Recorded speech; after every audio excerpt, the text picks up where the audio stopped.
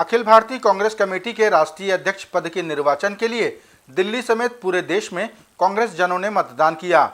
दिल्ली में कांग्रेस की राष्ट्रीय नेता सोनिया गांधी, महासचिव प्रियंका वाड्रा ने मतदान किया।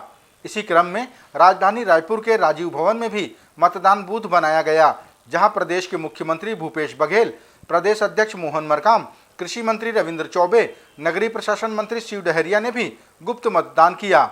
मुख्यमंत्री भूपेश बघेल ने कहा कि उन्होंने भी गुप्त मतदान किया है। मुख्यमंत्री ने कहा कि कांग्रेस पार्टी में हमेशा लोकतांत्रिक तरीके अपनाकर ही अध्यक्ष चुने जाते रहे हैं। उन्होंने कहा कि जब सोनिया गांधी अध्यक्ष बनी तब भी मतदान किया गया था। यदि गांधी भी परिवार से चुने जाते रहे हैं तब भी इस प्रक्रिया को अपनाया जाता था, और कोई सोनिया गांधी जब पहली बार बनी थी तब भी चुनाव हुआ था, और उसके बाद लगातार विश्वास व्यक्त किया सोनिया जी पे, राहुल जी पे।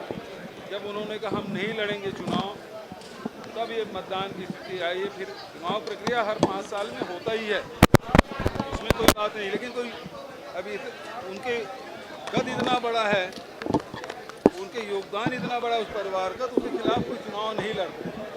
इसका मतलब ये नहीं कि हमारे यहाँ चुनाव, आंतरिक चुनाव नहीं होते।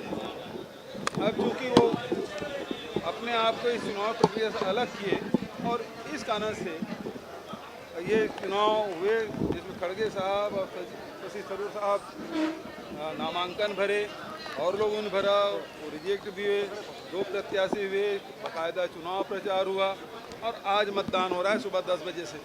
मैंने भी मतदान किया है। 2 कैंडिडेट हैं, 2 में से 1 को देना था, और गुप्त मतदान है, मैंने भी गुप्त मतदान किया है।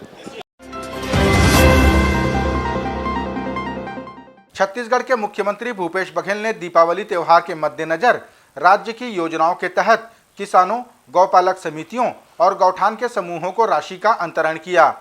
इस दौरान मुख्यमंत्री ने राज्य के कर्मचारियों के डीए में बढ़ोतरी कर 33% करने की घोषणा की। लेकिन इस बार चूंकि दीपावली का त्यौहार है और लोगों का इंतज़ार है कि उनके खाते में पैसा आए ताकि अच्छे ढंग से वो दिवाली मना सकें, तो उसके कारण से आज 17 तारीख को ये राशि अंतरित कर दी गई है। तीनों योजनाओं की जो टोटल राशि है वो 1866 करोड़ है।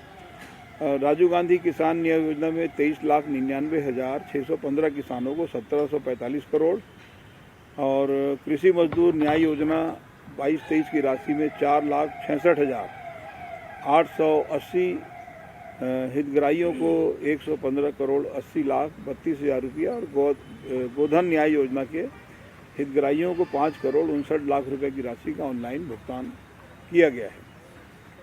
और मुख्यमंत्री जी ने कर्मचारियों का डीए बढ़ाकर 33% कर दिया है। छत्तीसगढ़ के कृषि मंत्री रविंद्र चौबे ने कहा कि अपनी पार्टी के राष्ट्रीय अध्यक्ष के चुनाव को लेकर मतदान करना उनका पहला अनुभव रहा। कृषि मंत्री ने भारतीय जनता पार्टी को भी लोकतांत्रिक ढंग से पदाधिकारी चुनने के लिए नसीहत दी। उन्होंने कहा कि वे CWC के चुनाव के दौरान मतदान कर चुके हैं। अध्यक्ष के लिए तो जो चुनाव हुआ है उसमें सचमुच ये मेरा पहला अनुभव है, लेकिन कलकत्ता अधिवेशन और 1-2 अधिवेशन में CWC के चुनाव में हम लोग मतदान किए थे, लेकिन राष्ट्रीय अध्यक्ष के लिए सचमुच ये हमारा पहला अनुभव है। लगातार आरोप लगाते हैं, लेकिन जरा अब देख लें कि कांग्रेस पार्टी में लोकतांत्रिक ढंग से कैसे चुनाव होता है, और एक आध बार नामजदगी के बजाय अपनी भी पार्टी में लोकतांत्रिक ढंग से चुनाव कराने की प्रक्रिया में वे आगे बढ़ें, ऐसा मैं उम्मीद करता हूं।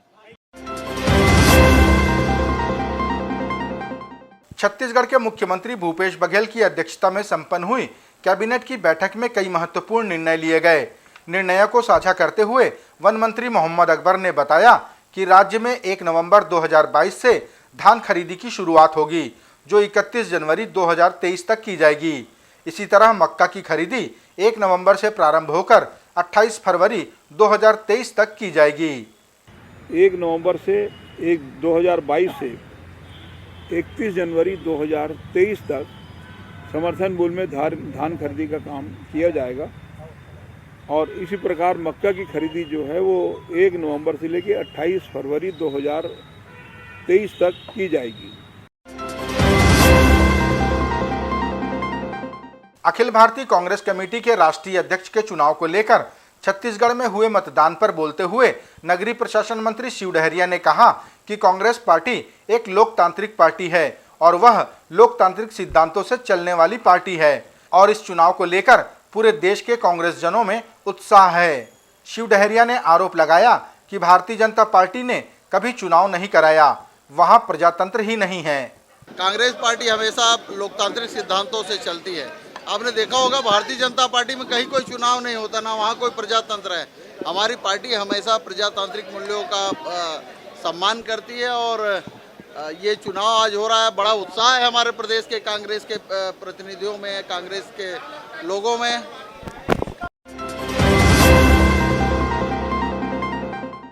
राजधानी रायपुर में सड़क चौड़ीकरण को लेकर पिछले 40 सालों से अटके विवाद को आपसी सहमति से सुलझा लिया गया।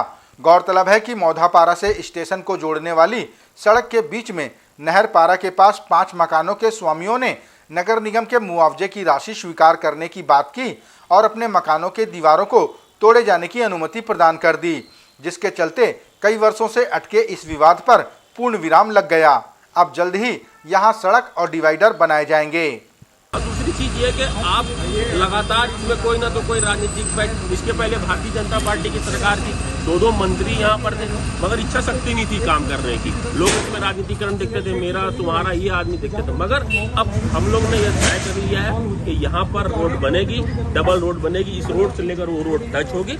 आने जाने में ट्रैफिक की किसी को भी समस्या का उत्पन्न यहाँ पर नहीं है। मुख्यमंत्री भूपेश बघेल की अध्यक्षता में संपन्न हुई कैबिनेट की बैठक में यह निर्णय भी लिया गया कि धान की खेती को छोड़कर वृक्षारोपण करने वाले किसानों को सरकार प्रति एकड़ 10,000 रुपये 3 वर्षों तक प्रदान करेगी, ताकि वह वृहद वृक्षारोपण में अपनी भागीदारी निभा सके। यह जानकारी छत्तीसगढ़ के वन मंत्री मोहम्मद अकबर ने दी। जो पिछले साल जिन्होंने धान की खेती की है उसको छोड़ के यदि वो अन्य फसल लेते हैं तो एक बार के लिए उनको 10,000 रुपये प्रति एकड़ दिया जाना है, तो वो 10,000 रुपये प्रति एकड़ के हिसाब से उनको भी प्रदान किया जाएगा। इसी प्रकार से यदि कोई खेती छोड़कर वृक्षारोपण का कार्य करेगा, धान की खेती छोड़कर, तो उसको वृक्षारोपण करने पर 10,000 रुपये प्रति एकड़ 3 वर्षों तक प्रदान किए जाना है। ये पिछले साल भी था और उसको इस बार कंटिन्यू किया गया है।